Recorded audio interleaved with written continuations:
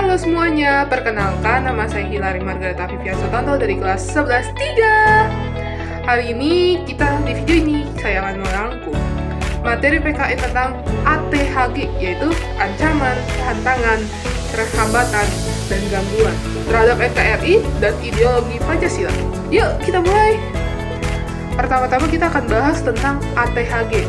Kan kita udah tahu nih, ATHG kepanjangan dari ancaman, tantangan, hambatan, dan gangguan. Nah, kita tahu satu-satu.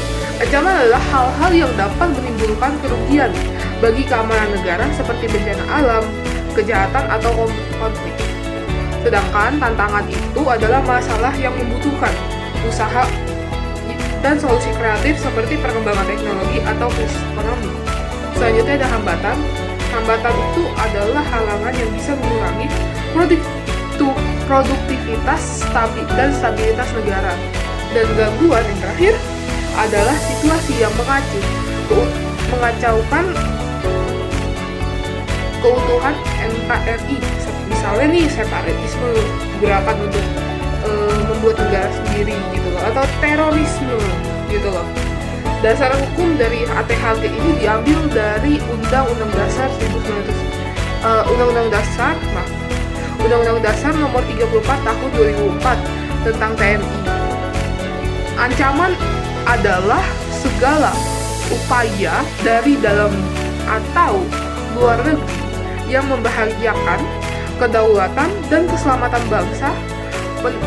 Penanganan yang dapat dilakukan melalui sistem pertahanan semesta yang melibatkan seluruh rakyat Indonesia.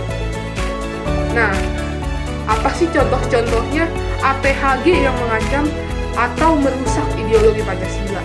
Nah, kita mulai dari yang pertama dulu, ancaman. Ancaman itu punya contoh misalnya radikalisme, intoleransi, korupsi, yang menghancurkan kepercayaan publik gitu loh terhadap pejabat atau orang lain gitu. Selanjutnya yang kedua ada tantangan, yaitu perbedaan pandangan, perubahan zaman, dan kesulitan integritas nilai Pancasila dalam budaya.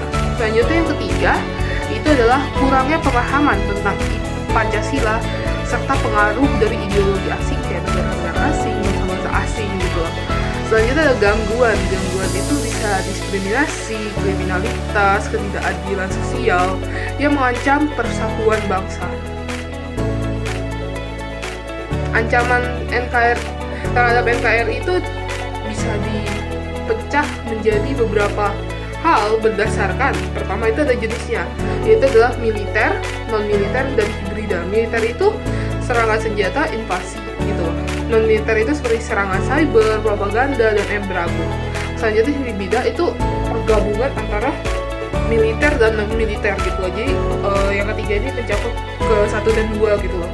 Selanjutnya berdasarkan sumbernya itu ada internal dan eksternal. Kalau internal itu ya dari dalam negeri, misalnya gerakan separatisme, kriminalitas, radikalisme, konflik sosial. Selanjutnya eksternal itu dari luar negeri. Jadi kita terancam dari luar negeri, misalnya invasi, serangan, atau pengaruh ideologi asing. Sifatnya itu berdasarkan sifatnya itu ada dua, yaitu nyata dan belum nyata. Nyata itu sudah terjadi seperti terorisme, bencana, dan narkoba. Sedangkan yang belum nyata itu adalah potensi konflik yang belum muncul. Dan berdasarkan bentuknya, kalau ini ada dasar hukumnya, yaitu pasal 7 UU nomor 3 tahun 2002, yaitu agresi militer, pelanggaran wilayah, spionase, sabotase, terorisme bersenjata, separatisme, dan pemberontakan bersenjata. Jadi, untuk menjaga keutuhan NKRI dan Pancasila, kita harus mengenali berbagai macam bentuk ATHG dan bersiap untuk menghadapi ini. Sebagai generasi muda, peran kita sangat penting untuk menjaga persatuan, toleransi, dan kedamaian bangsa. Terima kasih sudah menonton, semoga ilmu ini dapat bermanfaat bagi semua orang.